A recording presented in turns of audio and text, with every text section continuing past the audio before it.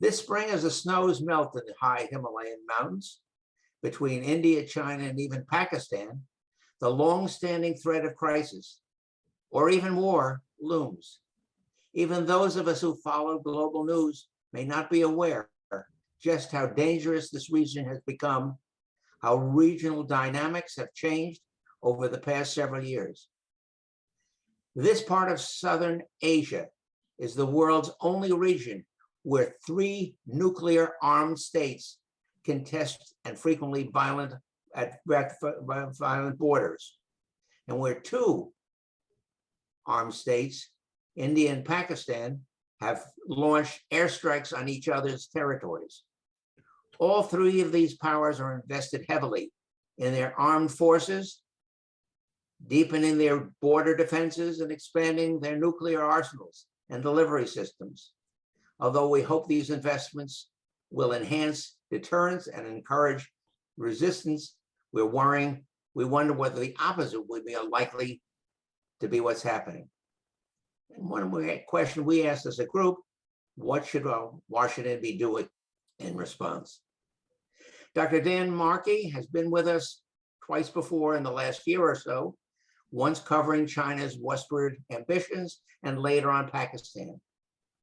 As you will likely recall, Dan is a senior advisor on South Asia at the United States Institute of Peace. He is also a senior fellow at the Johns Hopkins University School of Advanced International Studies. He previously served on the Council of Foreign Relations and with the U.S. State Department's policy planning staff. He taught at Department of Politics at Princeton and served as the executive director of the Princeton Research Program on International Security. Dan, why are India and China's relations so bad, and are they likely to get worse? Wow, they're bad. I will explain why they're bad, and yes, sadly, I fear they may get worse. Listen, it's great to be back. Good to see you again. Thanks for the nice introduction.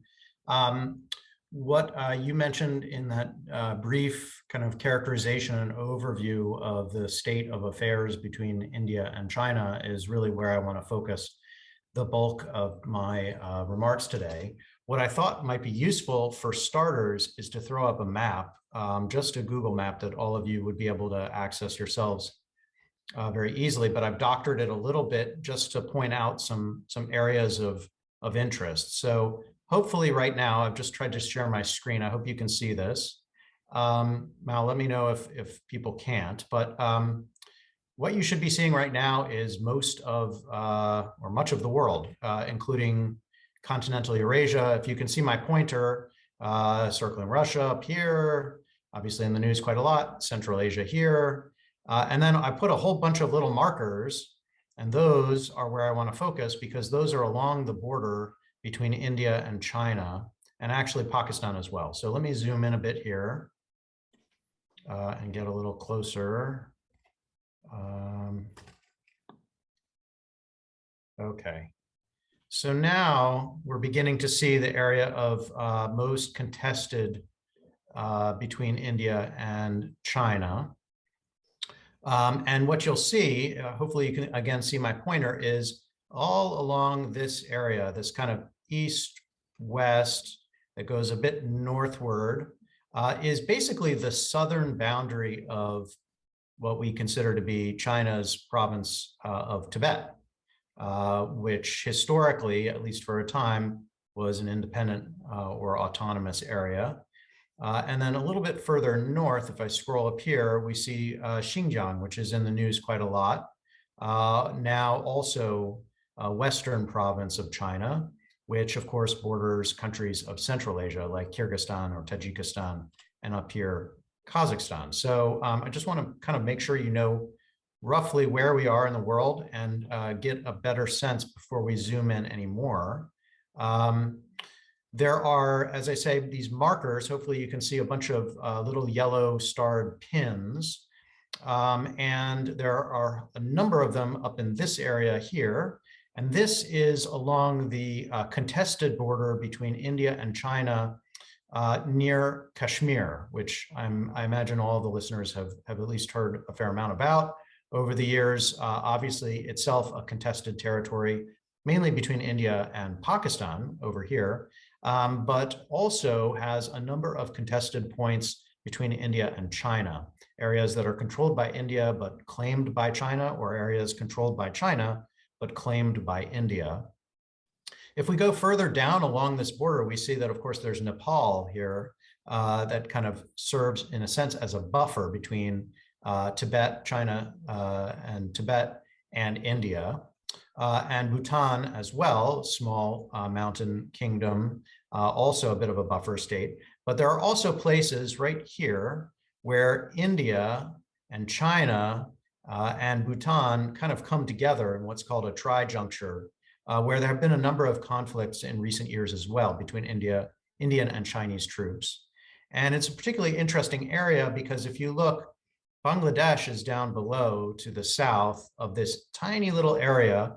It's sometimes called the Chicken's Neck. Basically connects, this little land corridor connects most of India with the Northeast territories of India, which span the other side of what is now Bangladesh. And this only makes sense, of course, if you remember a bit of the history that, during the British colonial period, Bangladesh was a part of colonial India, as was Pakistan. So that gives you a bit of a window into the spaces that we're talking about. And now that I've done that, I'm going to go back here.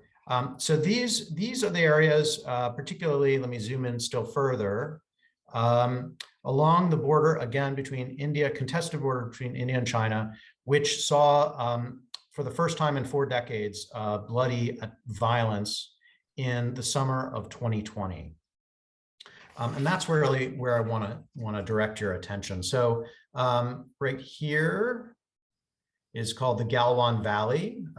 This is where in June of that year, June of 2020, you actually saw Indian troops and Chinese troops attack each other really in a remarkably brutal, but also sort of pre-industrial way. They were using clubs or bats covered with or wrapped with barbed wire. They were throwing each other off cliffs. They were not shooting at each other because up until that point, the rules of engagement along this border was that patrols would not be armed, would not carry firearms. So in light of that, they used alternative means. And we believe that 20 or so Indian troops died, many more were injured, and at least 4 Chinese troops, but possibly more, also died during this. And this was the first time in 45 years that you saw actual conflict fatalities in skirmishes between India and China. And so something's changed during this period.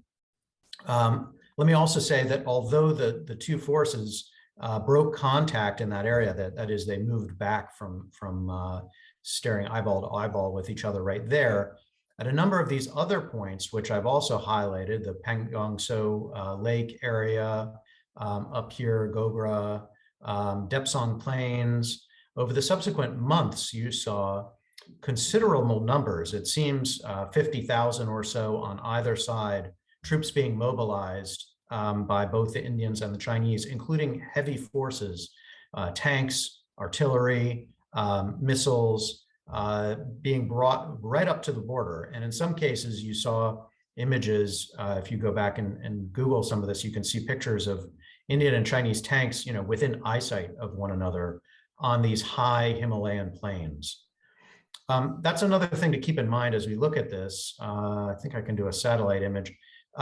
If you look at it now, you can just see how, and you probably know this, but Tibet, when you think of Tibet, is the Himalayan mountains, high, very difficult to access, narrow passes, snow-covered peaks, snow-covered everything for much of the year, very difficult terrain to operate in militarily or any other way. And so this is a tough place to fight wars. And a tough place to even conduct patrols for much of the year. And India has invested very heavily in maintaining its military forces at some of these peaks. So I'm right now highlighting the Siachen Glacier, which is one. where India has held the peak and has really gotten quite skilled at high mountain warfare, high altitude warfare, which is quite difficult. If you just think about it, you can't even just bring massed forces up to these areas rapidly because they're not acclimatized to the high altitude. They'll get sick and even die from it even before they see any fighting. So this is a tough place to do what these sides are doing, and yet they seem heavily invested in maintaining themselves there. Okay, so that's it for the map. Let me stop sharing that for now. We can go back to it if you like, but it can be a little bit distracting. Okay, so here we are. Back onto the main thing. Let me just ask to make sure, can everybody see me? What I'm seeing right now is Mao, and I'm not sure why. Yeah, we can see you. Okay, great. Okay, so just going back to the 2020 conflict, again, one of the worst in over 4 decades.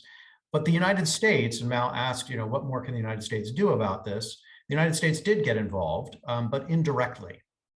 It provided some assistance to India during the early stages of that conflict, principally in the way of intelligence sharing, information about where US satellites and other means could tell where the Chinese were operating, some cold weather gear to supplement what India already had, but in the midst of this upsurge in violence and an effort to deploy troops closer to the border, they needed more. And it also expedited the delivery of 2 drones, the MQ-9 surveillance drones that the United States uses, and which were already on order for the Indian, but actually for the Indian Navy to be using in the Indo-Pacific, but were redeployed and used apparently to provide better surveillance feeds for this mountainous area. So the United States did something, but not all that much to assist India in that conflict. And I'll get back to that in a little bit.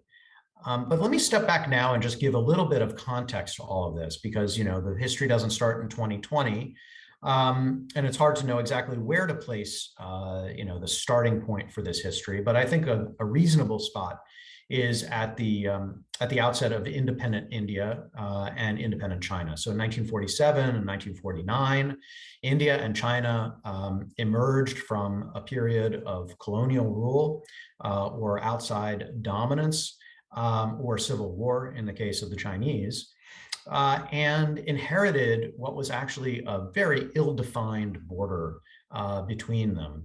It had been demarcated on maps, but often, as they say, using kind of a wide marker on a already very remote terrain. And so it was not entirely clear precisely where those lines would be when it came time to, actually precisely demarcate them on the actual Earth. And these lines were not firmed up in any serious way. They continued to be contested for decades after the 2 sides became independent. And in 1962, we saw the only serious border war, at least so far, between India and China over issues related to precisely where the border was marked. And as I mentioned before, also over issues related to Tibet. So if you recall the early post-independence period of China, there were concerns in Beijing about the status of Tibet, about asserting Chinese control over Tibet, about removing its autonomy. And in doing so, that brought it into conflict with India, because if you recall the geography that I just showed you on the map, Tibet for a very long time had served as an effective buffer zone between areas of Indian influence and areas of Chinese influence. And while that had some negative consequences for Tibet itself in terms of instability, it was useful for keeping India and China from having too much in the way of a shared border. But once Tibet became a part of China, the borderline became that much more important to both sides. Now, having said that, after 1962, there was a kind of an agreement to not exacerbate the tensions along the border. And by the early 90s, there was actually a process in place for India and China to negotiate over these disagreements, these territorial disagreements. And a series of steps were established to avoid, in principle, seeing outright violence along the border. So as I mentioned earlier, part of the reason in 2020 why Indian and Chinese forces used bats and other very old-fashioned means to attack one another and not guns, at least at first, were because of these border agreements that had been put in place for several decades. And those border agreements were actually quite effective, though there were a number of skirmishes and other little incidents. Often they would be resolved after fistfights or even after the two sides waving flags, sending messages to one another across this territory, essentially saying, we'll step back if you step back. And then afterwards having higher level military to military dialogues to resolve the specific disagreements over patrolling. And but what we can see is that after about 2008, 2009, and then specifically after 2013, the violence was going up. The tendency for border patrols to run into each other and to have standoffs that would last, in some cases for weeks or even months, got worse and worse. So after 2013, we begin to see a material shift. If you're kind of looking at eras of history, a material shift from the relatively well-managed period up until that, from the late 80s till about 2013, it's pretty good. From 2013 up until 2020, things begin to deteriorate. And so 2020, again, not something that just came out of the blue, not violence in a vacuum, but something that reflected a longer trend in the relationship, a downward trend. And in order to try to understand kind of the broader India-China relationship, I would direct your attention to a book, not a book I've written, but I think a very good book by an Indian scholar named Kanti Bajpai. And Kanti has, I think, helpfully tried to simplify and identify the core features of disagreement between India and China. The reasons why India and China do not get along. His book is aptly titled India versus China, Why They Are Not Friends. And I have found it to be the kind of the shortest, most concise, most useful, clever way of formulating what's actually a pretty complicated relationship. And he boils it down into what he has described as the 4 Ps: perceptions, perimeters, partnerships, and power. And I won't go on at great length explaining his work, but I think the 4 Ps are useful stepping through very quickly. So perceptions. India and China do not perceive each other as friends. They have not historically ever had periods of close friendship or alliance. They've had flirtations in the early Cold War era, for instance. They were definitely aligned in certain ways in terms of being non-aligned or seeking to promote post-colonial aims and aspirations in the world. But their perceptions of one another are generally more negative than positive. And I found this myself. Perceptions in India of China are sort of a wariness, a concern about what China means to India, a respect, certainly, and a sense that India sees in its nearby neighbor potentially something bigger and much more powerful than India is.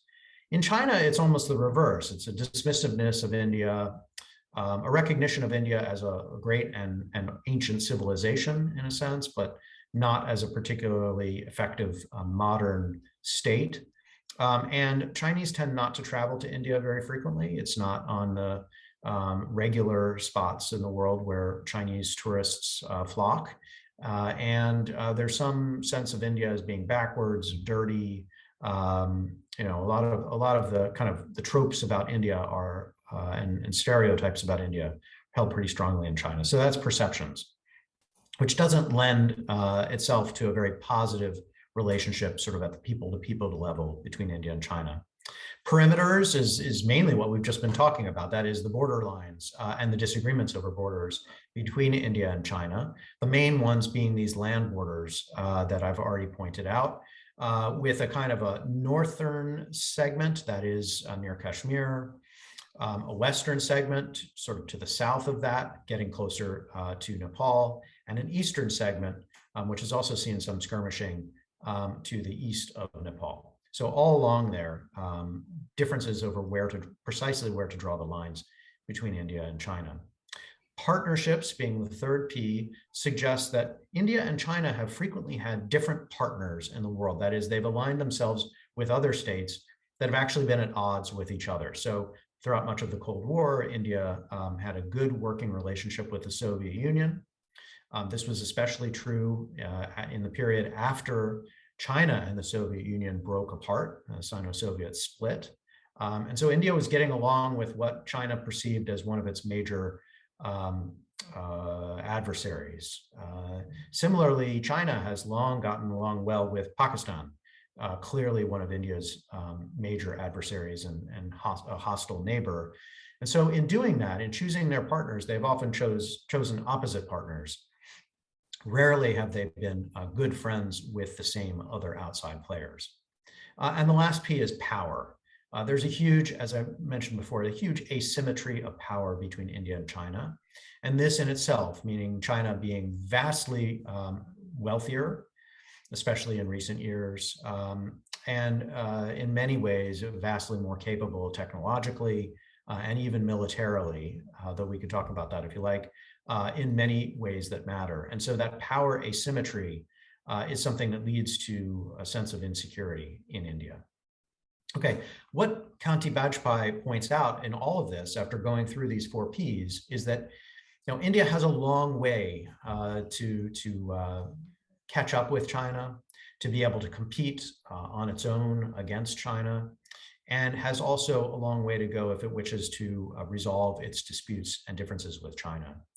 And at the end of his book, he very strikingly, I think, suggests that in order for India to do this effectively, it would need what he calls near civilizational level change in India.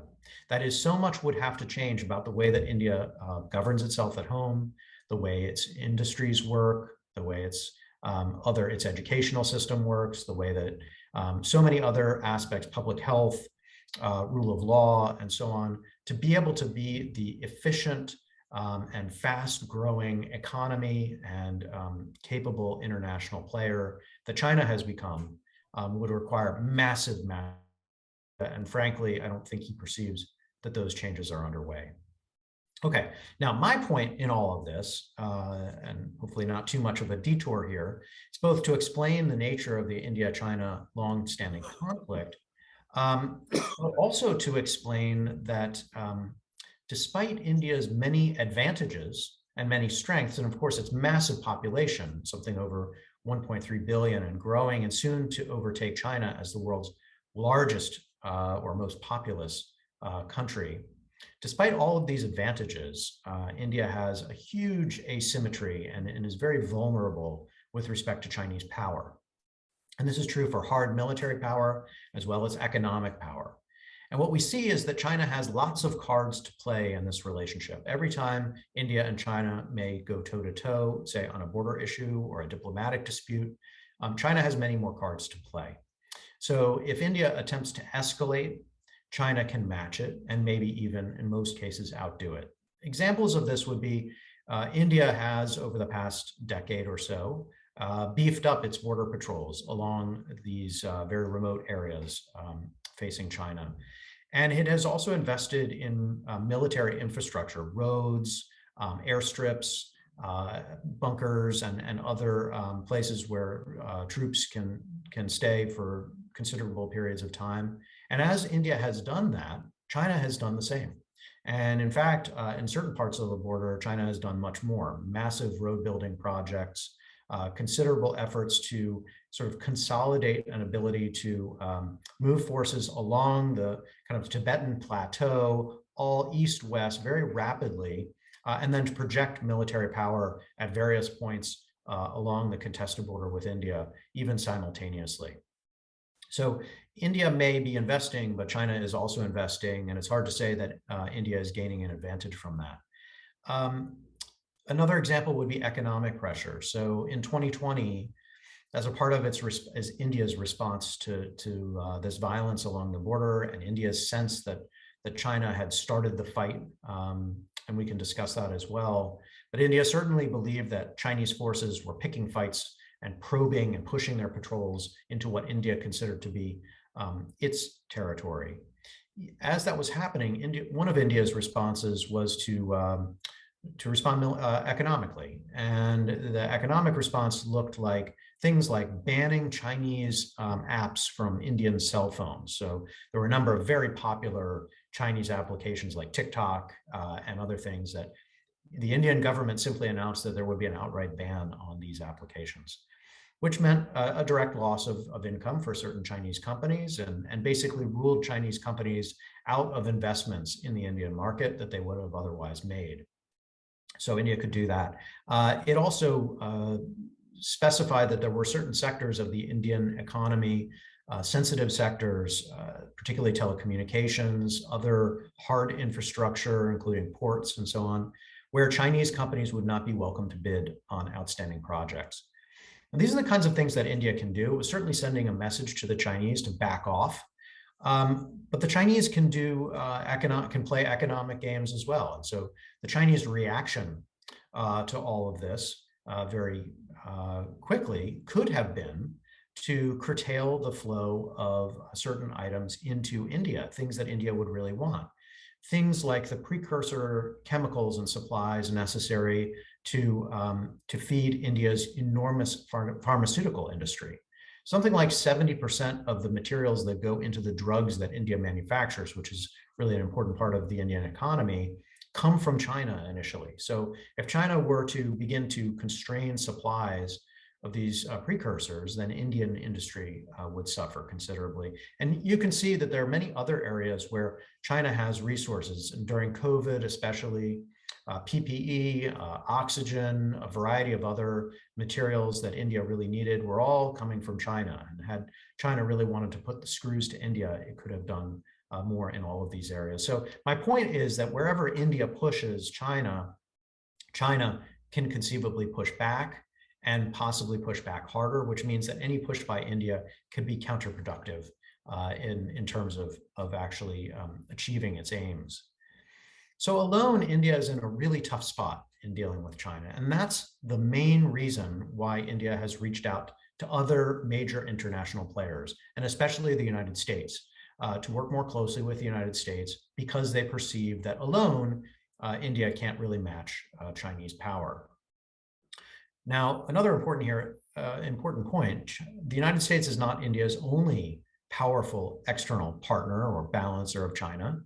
Russia has been a really important one, especially for its supplies to the Indian military and particularly the Indian army. And so as India has contemplated a land conflict with China, it looks to see the resources that it has, whether tanks, artillery, and other ammunition and other things that it would use. And it finds that many of these things are produced in Russia or are in a measure related to Russian technologies. And so India is really in bed with Russia. And we can talk more about that as well, but sees Russia as a critical partner in dealing with China.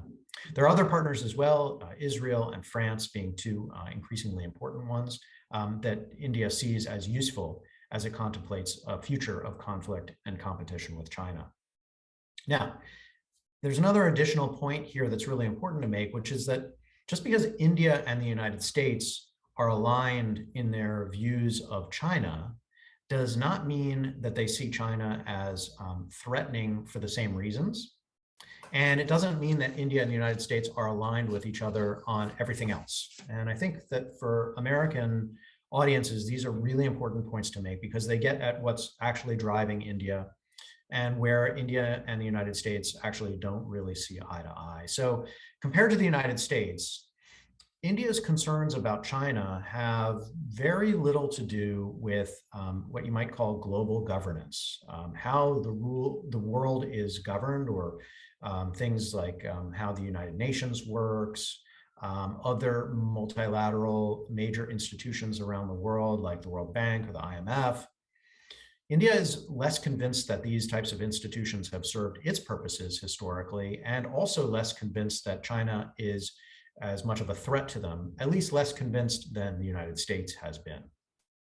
India is also a lot less worried about things like domestic governance. How China governs its own people is less of India's concern than, of course, many of us in the United States are very concerned about what China does to repress political freedoms inside of China. We believe that that's directly connected to the way that it would behave internationally as well. So India has tended, again, to see the world through a non-Western, post-colonial, developing country perspective. And oftentimes this actually puts India and China closer together on issues, again, voting patterns at the United Nations being one, trade issues being another, intellectual property rights, climate change. In many ways, India and China have actually seen the world more similarly than differently, even if they totally disagree on where their borders happen to lie. India is also not so concerned as the United States is about precisely what China does in places like Taiwan or the South China Sea or Vietnam. These are places where the United States is very concerned about Chinese aggression, say, against Taiwan. But India doesn't really have as much of a dog in the fight. India does have a good relationship with Taiwan, but doesn't see it as a part of its national interest, say, to defend Taiwan in the way that the United States might. And then finally, as I say, India is less concerned about how China governs its own people. India sees itself as a democracy and frequently presents itself as a democracy. So this isn't to say that India is not, but it doesn't believe that as a democracy, it has a role to play in convincing other countries to be more democratic, or even defending other democracies naturally just because it is a democracy. These are the kinds of things we talk about here in the United States, but in India, much less credible reasons for acting internationally.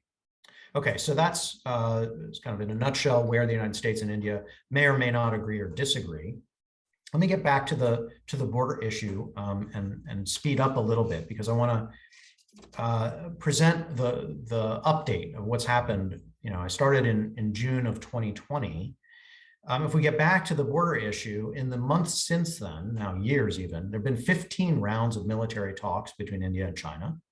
And in late March of just this year, China's foreign minister, Wang Yi, went to New Delhi for the first time since the crisis to have conversations with his counterparts there.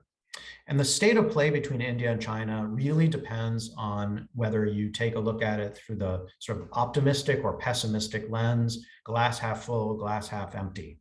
So if you take a very positive view of what has happened, you would say that most of the areas of conflict along the border have not necessarily been resolved. That is, they don't agree on where the line is, but the two sides have pulled their most dangerous forces away from their borders and are no longer eyeball to eyeball, or likely to just sort of trip into a conflict in the way that we were worried about that they might do in 2020. So that's a positive. And Wang Yi's visit to New Delhi, as I say, was the first time a top Chinese leader had been to India since 2020. So that's a positive. And he talked a lot about trying to normalize relationships with India. So that's a positive. And his core message was that India and China, as I said before, agree on a great number of things. And so they should focus on the areas where they agree and focus a lot less attention on the border area. And they should get back to a more normal relationship, focusing on gradually resolving their border disputes while working in these other sectors. And he's right in one way. Economic ties between the two are booming. So India and China actually have the highest trade that they've seen, bilateral trade ever, I think. And a lot of that, of course, is India purchasing of Chinese, again, precursors for pharmaceuticals, but also a lot of supplies to deal with COVID in this period. Wang Yi also made the point that they have similar interests on things outside of their region, like even the war in Ukraine, and tried to make the case that both India and China would not like to see Russia completely hobbled by this war. And so if you look at the positive view, you could say, well, India is getting a signal from China that China doesn't want to have a near-term conflict again. And maybe China is taking a slightly less pressure approach because they don't want to force India into the hands or into a closer embrace with the United States, that China would actually like to see India continue to balance its relations with Russia, with the United States, and even with China on other issues.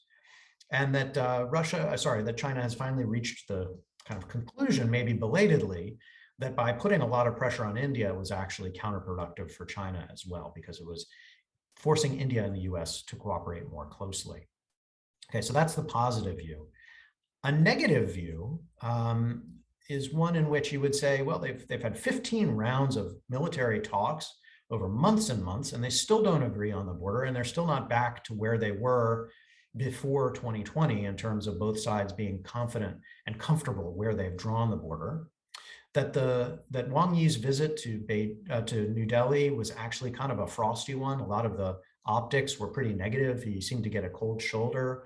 He was refused, and despite asking, he was refused an opportunity to meet with Prime Minister Narendra Modi in India, although it's possible that they may have met secretly behind closed doors, I hear, but at least publicly, there was no mention of that. That whatever proposals he made on the border resolution were pretty quickly rejected by India, and that his effort to explain that India and China have shared views on things like Ukraine were also rebuffed by Indian officials. And so if you look at it through the more negative lens, you would say that there are pretty good reasons to worry that India and China tensions along this border could heat up again. And remember, I said this is the high mountains, the Himalayas, snow-covered.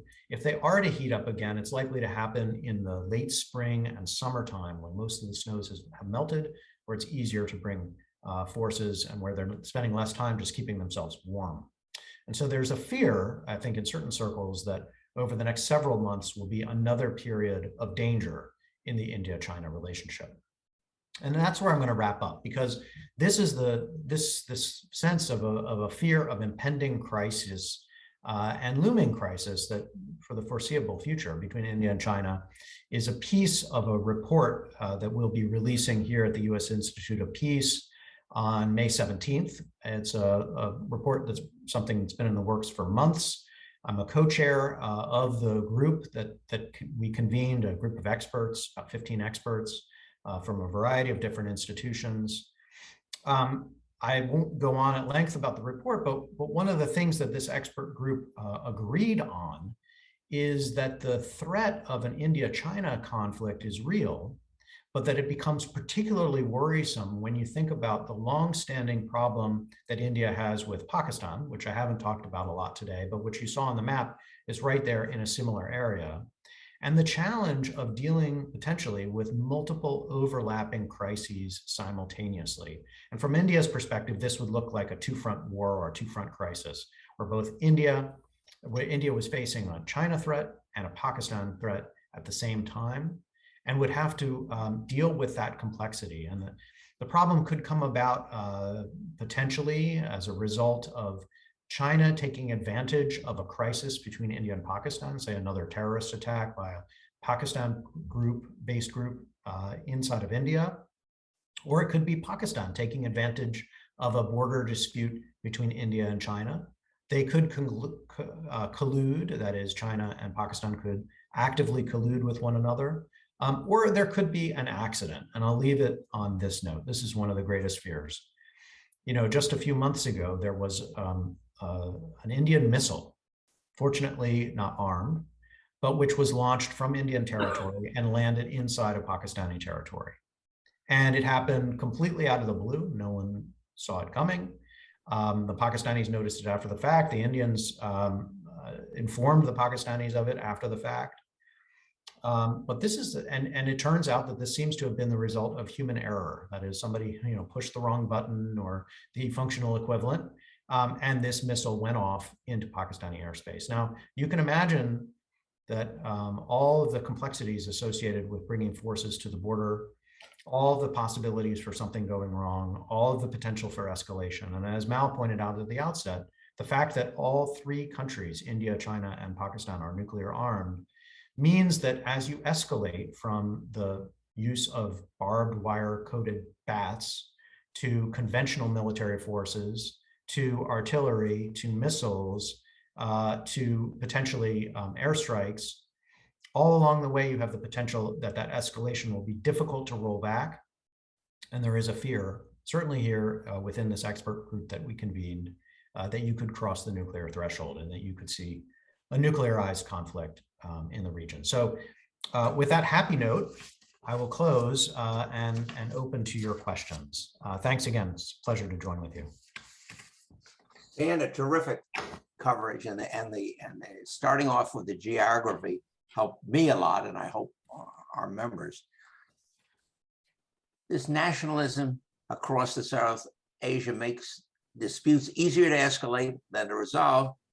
Do you believe that Xi and Modi and their ruling supporters appreciate the risks and costs of serious conflict? I think on the one hand, I'll give you the one hand, the other hand. On the one hand, they do, and they've said as much, and they've acted as in this way. And so on the positive side, India and China do recognize that they're two enormous countries that have a lot of economic interests in common. That these kinds of differences over borders actually harm some of their core aims, which is economic development, bringing peace or prosperity and peace to their many, many people. They do know that, but they also have been playing with fire. And you mentioned nationalism. Both sides, though they strictly control their media, China even more than India, and I can talk about the Indian case at greater length if you like, but basically they try to control their media, but both sides have a kind of a rabid social media, nationalistic kind of troll army that they can mobilize to effectively get a very pro-Indian or pro-Chinese perspective into that space.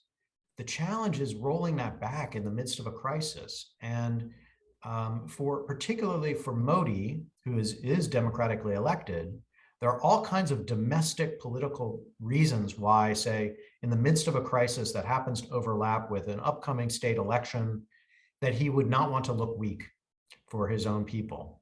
And so he would not want to step back from the brink of a crisis with China for fear of looking weak and giving opponents in India some leg up. Xi, I think, clearly is less concerned about votes. He doesn't have to worry about that at all. But he does have to worry about how he is perceived within his own Communist Party. And he has to make sure that if he says he's going to be tough, or if he takes steps to be tough, it's up to his own concerns about defending his legacy, that he actually follows through. And so these are, I think, on both sides, dangerous trends of appealing to nationalism to advance international aims, and then having trouble, I think, potentially rolling it back. So I worry about that, even though both sides, I think, realistically, rationally, when they're thinking in those terms, understand the risks that they run.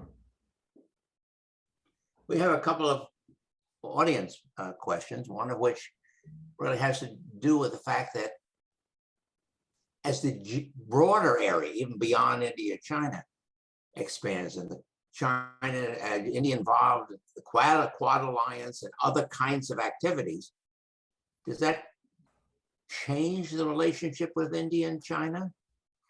Sorry, I missed a piece of that. Does the Indian participation in the Quad Alliance? Okay. Which is outside of what you were talking about, but the fact that they are reaching out, apparently, that they are taking a broader stance in the general area, does that make a difference? It does. So, I have a number of conversations with Chinese experts and have had them over years now. Unfortunately, more recently, it's all been virtual, but in the past, we'd meet in person.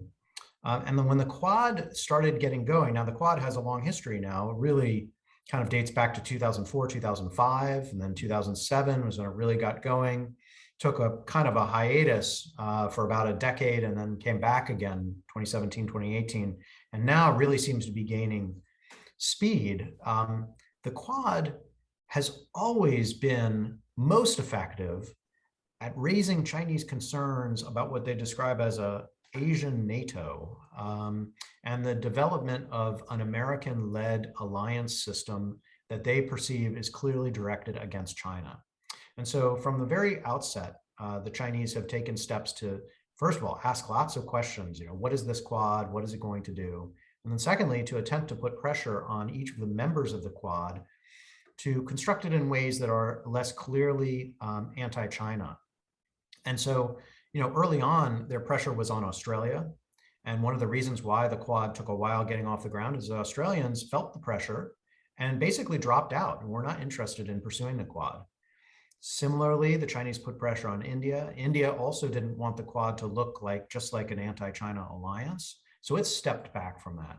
And now, if you look closely, you'll see that the Quad is not called a quadrilateral security defense relationship. It's just called the Quad. And part of the reason for that is because of these sensitivities of making it look too much like a military partnership.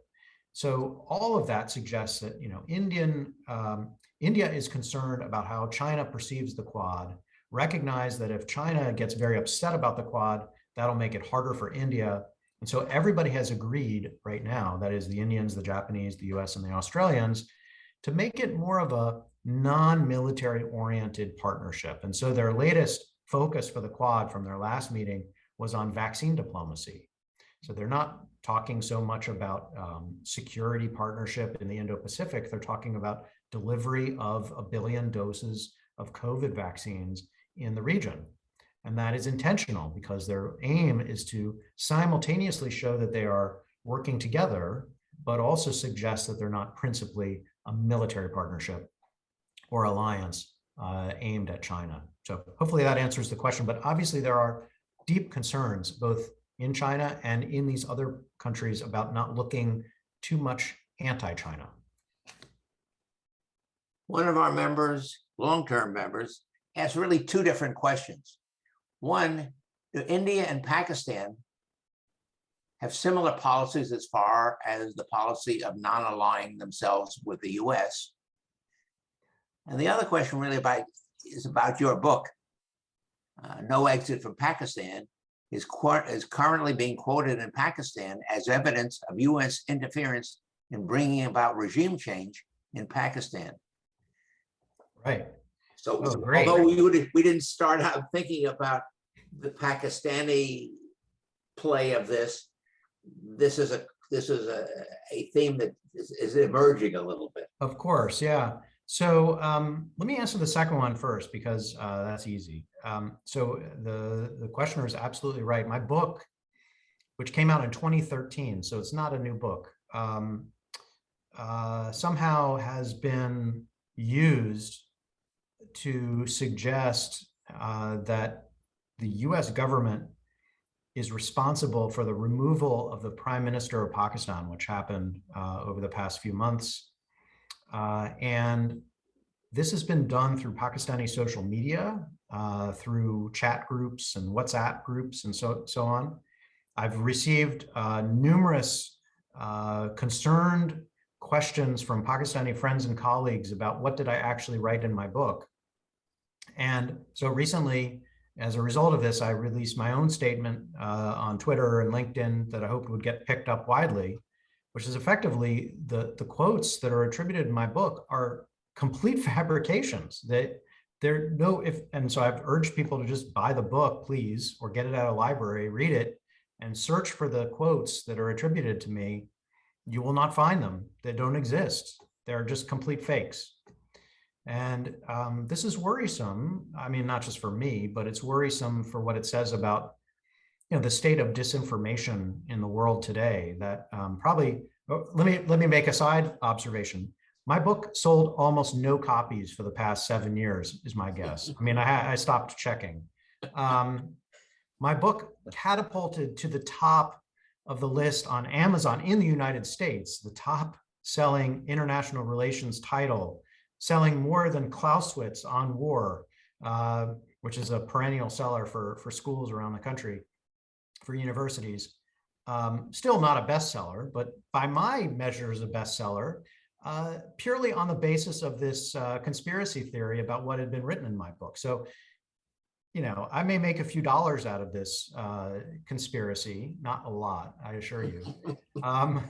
But the whole thing is fake and sad, and sort of suggests a tendency for people to make stuff up, spread it around online, and until they get called on it, or even after they get called on it, to continue to spread the lies because they support some narrative, which again is an untrue narrative. So anyway, so please, again, buy my book, No Exit from Pakistan. Keep it at the top of the list. I think it's starting to sink again because, yeah, again, it's a 2013 book. Anyway, okay, so there's that. All right, now the more substantive question about India and Pakistan. Historically, this is actually quite interesting. If you look at the Cold War, we saw a pattern of India being a clear leader in the so-called non-aligned movement, where India was neither wanting to be on the US side nor strictly on the Soviet side throughout much of the Cold War. It wanted to kind of play its own game and didn't see that it was useful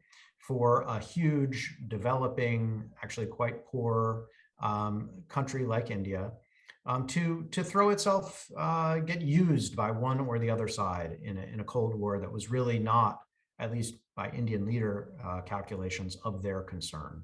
Certainly not their greatest concern. So they did. So at times they had closer relations with the US, at times with the Soviet Union, received aid from the United States, received aid from the Soviet Union. I mentioned how they buy a huge amount of weapons, continue to buy a lot of weapons and weapons platforms from Russia. That dates back to their defense ties with the Soviet Union. So India played both sides throughout the Cold War. Pakistan, on the other hand, throughout the Cold War, basically aligned itself with the United States, with some very noteworthy periods of disagreement with the United States and sanctioning by the United States, but throughout much of the Cold War, even described itself as the most aligned country with the most allied ally of the United States.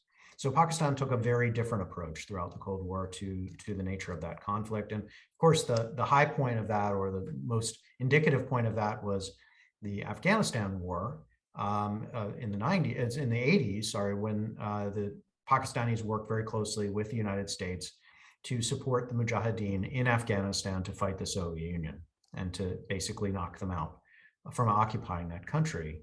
And that was a real high point in US-Pakistan ties, in a sense. Okay, so that's the Cold War history. Fast forward to now, it's almost the reverse, not quite. India is still, to some extent, attempting to find its way without fully aligning with the United States or with anyone else.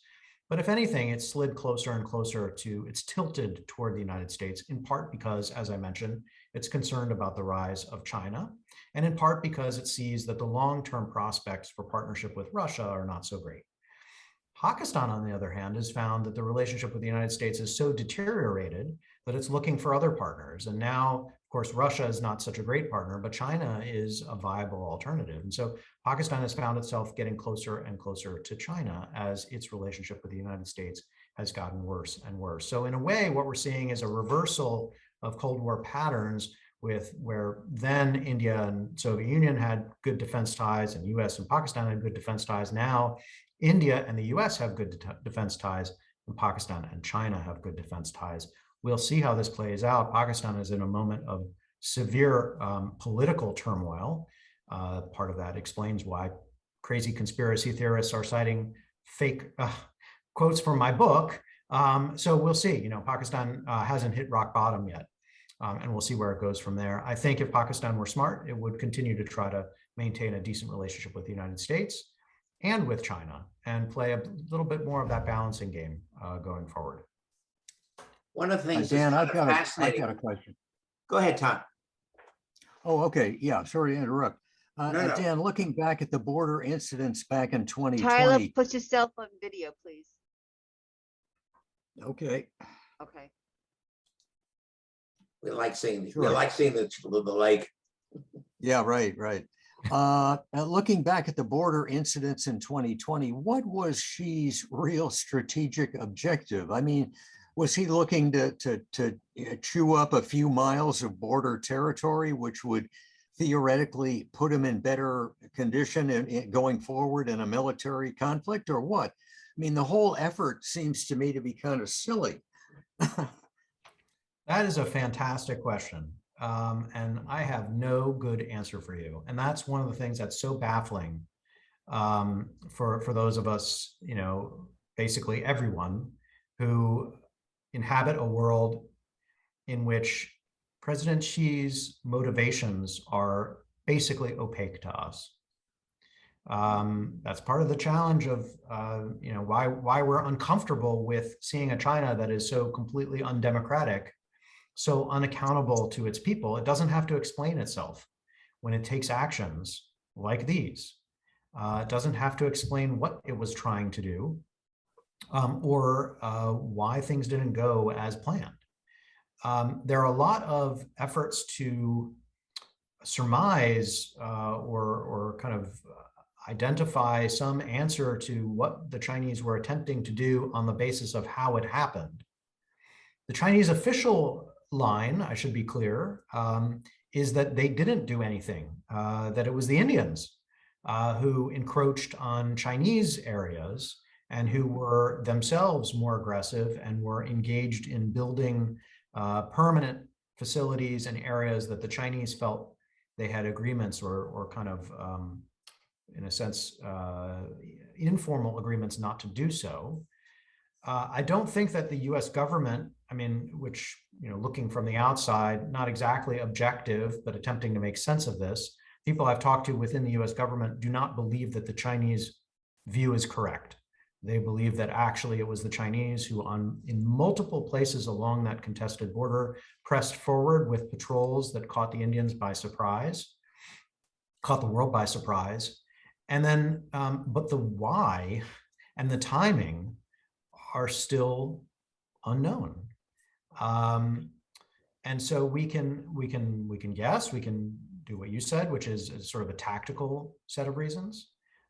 Maybe there were points where gaining the heights would serve China well in terms of its broader and longer term strategic aims, and it was attempting to push forward in a number of those places. We could imagine that some of these decisions maybe were made at a lower level of Chinese leadership, say at the command level. Maybe President Xi was only informed of them after the fact. This is less compelling because, as I say, there were a number of advances being made near simultaneously. And so that suggests a level of coordination that probably required a higher level green light. You know, we can imagine, I mean, one of the theories that I like is that, as I said, there were a series of crises and skirmishes starting in about 2013, each one getting marginally worse. There was a standoff in 2017 that was especially bad. And we can imagine that the way that 2017 standoff was resolved is that basically India, in a sense, got what it wanted. It pushed hard against the Chinese. The Chinese had to pull back. The Indians held as hostage their own participation in an upcoming summit with the Chinese, a BRICS grouping, the Brazilians, the Russians, the Indians, and the Chinese. India said, basically, we won't come to the summit, which was going to be a kind of a bad thing for President Xi publicly. It would make him look weak, make him look less competent if the Indians didn't show up, like something was really wrong. And so they said, look, we're not going to come unless you pull back, and the Chinese pulled back. So it's possible that in 2017, the Chinese got the worst of the give and take, and that ever since then, so for the subsequent 3 years, the Chinese were looking for opportunities to push their advantage and to leave the Indians in a worse position, to establish that they were the more capable player along the border. So again, you know, I wish I had a great answer for you. These are all totally pretty speculative responses, and I'll make a broader point having to do more with US interests. One of the concerns that I have is that we, the United States, actually don't have any particular interest on the disposition of this line between India and China. It is not all that material to us. whether it's 5 miles one way or 20 miles another. We don't seriously expect, aside from their difference over the border, we don't have a good reason to think that it's likely to lead to another 1962 war. If they could actually agree on wherever the line was, then that would sort of take the issue off the table as a point of dispute. If anything, the United States sees India as a good partner, because a strategic partner, because of what we hope they can do at sea. We really want them to have our Navy and the Indian Navy work more closely together in the Indo-Pacific. India is perfectly situated to basically dominate the Indian Ocean, just geographically. It's not in a great position to dominate the Himalayan high altitude areas where China actually has plateaus overlooking India in a sense. So from a US perspective, we'd like the two sides to stop fighting along the border in a sense and focus on a kind of a longer term, broader, bigger picture geopolitical competition in which we think India could be helpful to us. If India gets just sucked into a never-ending series of skirmishes with China along its border, India will expend tremendous resources. It won't help us much, wouldn't necessarily tie China down equally in proportion to what it does for India. It's a net loss for us. So, we have to be careful about how the United States sees this border dispute. It's not necessarily, seeing India and China go toe to toe is not necessarily smart strategically for us. It could be a real just net loss. Yeah. Just quickly, while we're still on the border subject, there's one area you didn't mention, which I think is still totally contested. That's the Aksai Chin. Do you know what's going on there? I mean, it's a big hunk of real estate. Yeah, the Chinese control it. There's little chance of the Indians getting any of it back. And the Chinese see it as strategically relevant. So, there are a couple of places that actually do have strategic significance. So Aksai Chin is useful for the Chinese because they like to be able to connect Tibet, which is a bit to the south. Actually, I could throw this map back up. Hold on. Okay, so hopefully you can see that. Remember, here's Tibet down here, Xinjiang up here. The area you were just asking about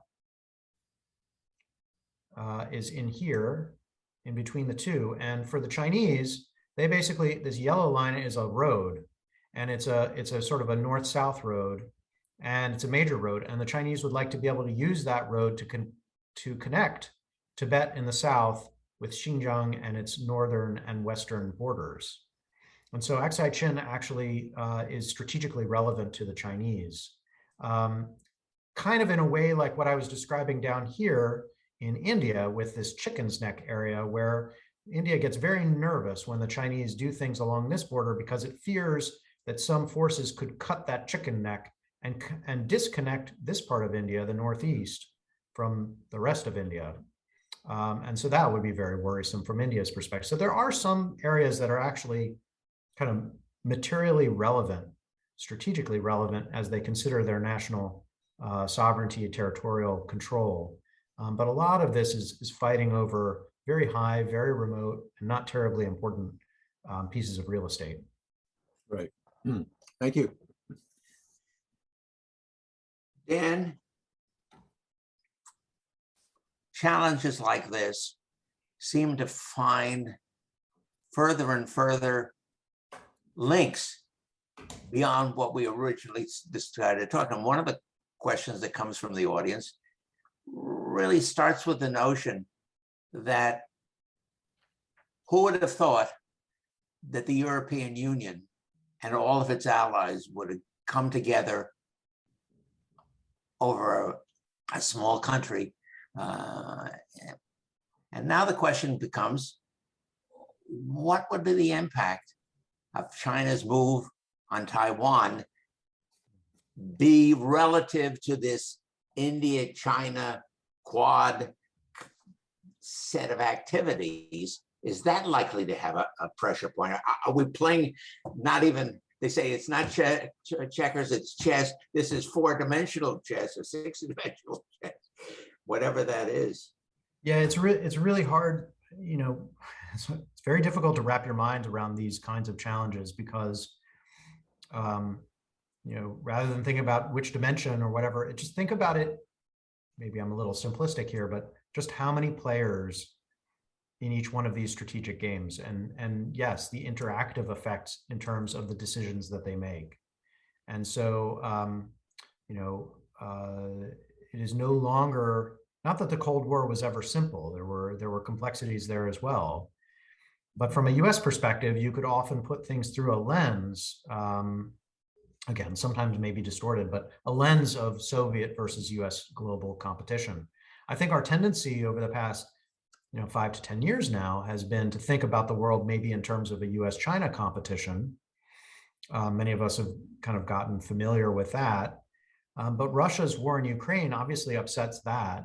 Some of the things that I pointed out about ways in which India and the United States are not really seeing eye to eye about how the world should work should also give us some pause about, maybe there's more complexity here. To each one of these players has different interests.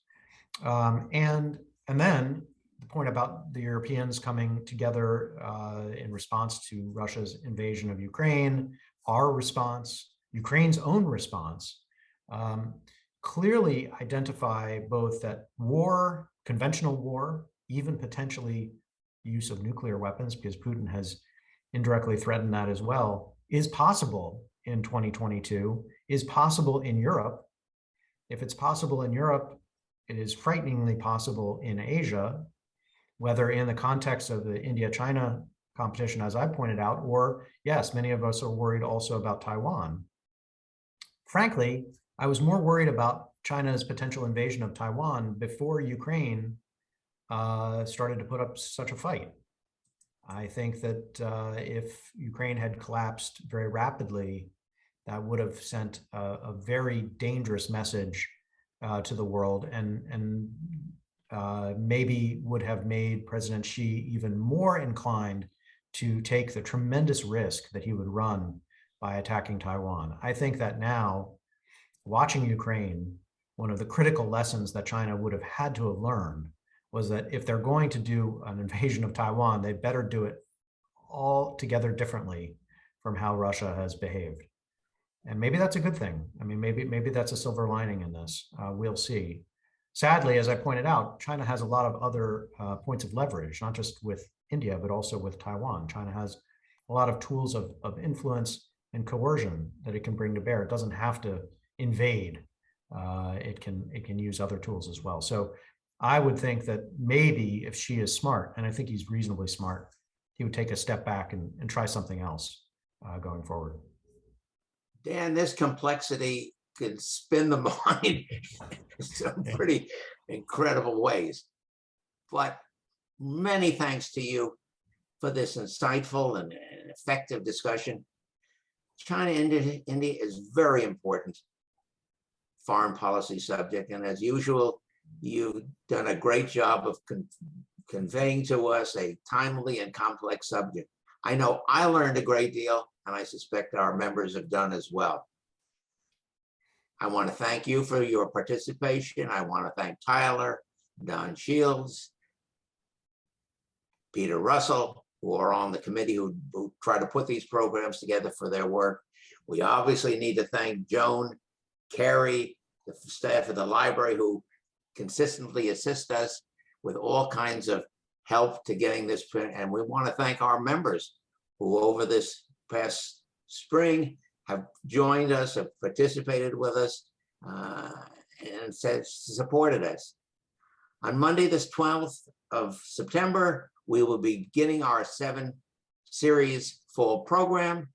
We will forward a brief snapshot of the fall program by the end of May.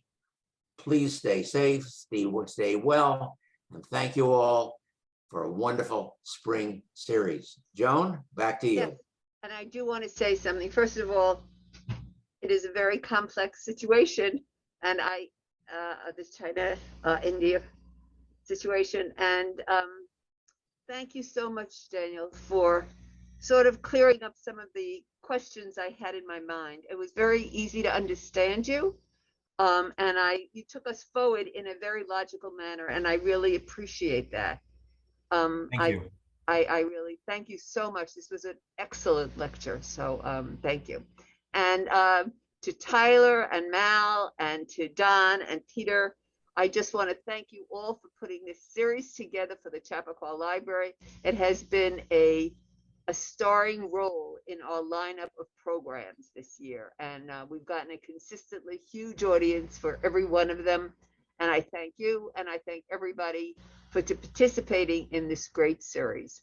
So again, have a wonderful summer, everyone. Daniel, again, thank you for an excellent presentation.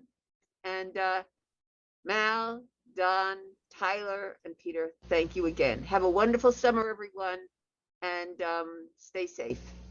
Bye.